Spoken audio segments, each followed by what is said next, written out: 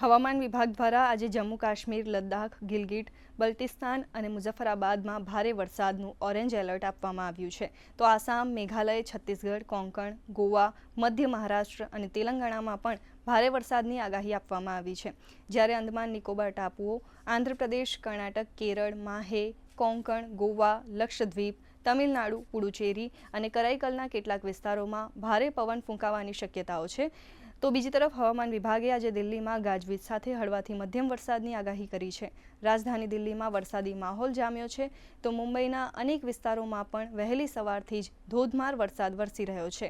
જ્યારે જમ્મુ કાશ્મીરમાં ભારે વરસાદ અને ખરાબ હવામાનના પગલે રાજૌરી, રિયાસી અને રામબન જિલ્લાઓમાં આજે તમામ શાળાઓ બંધ જાહેર કરવામાં આવી છે.